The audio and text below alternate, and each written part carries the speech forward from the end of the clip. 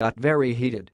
The chief Palestinian negotiator for the embattled US-led peace process with Israel said his most recent encounter with President Donald Trump's point person was more than 1 year ago, suggesting talks have stalled.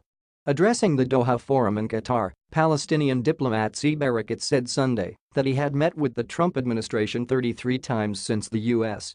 leader took office early last year, but the last one took place on November 30, 2017.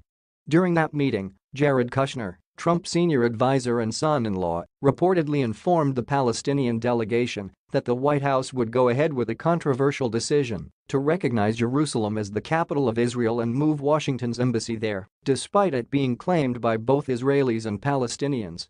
Though Trump had previously stated his intention to do so last year, he later recanted by signing a 6-month waiver to push back the move and apparently promised Erekat's team that he would renew this waiver when negotiations began.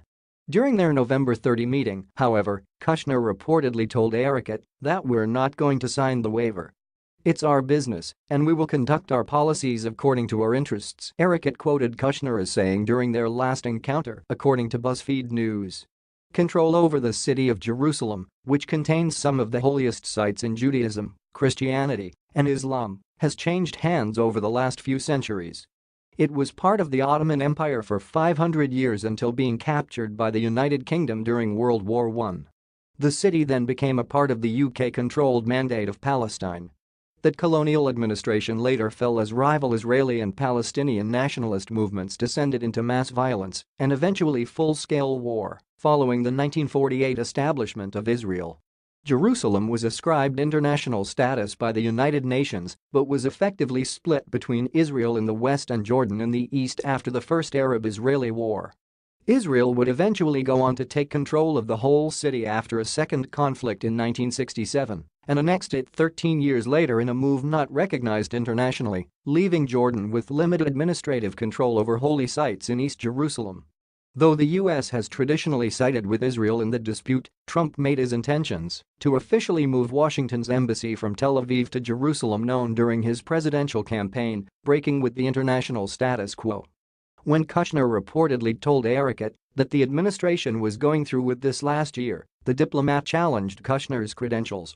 "I told him, look, if you do this, you will have disqualified yourself from any role in the peace process," Erekat recalled to his audience in Doha. He replied, "Don't threaten me.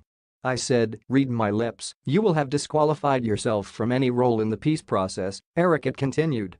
He said, "You don't know the changes that are happening around you in the Arab world."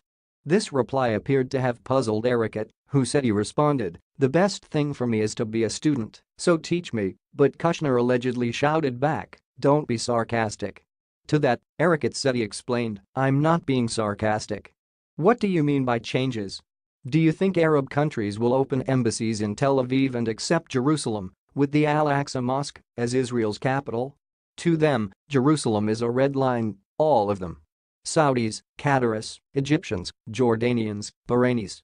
So what are you talking about?" Kushner reportedly maintained, however, that this is our business, our policies, according to Erekat, who warned the young official, "If you do this, you will bring Israelis and Palestinians to the brink of disaster."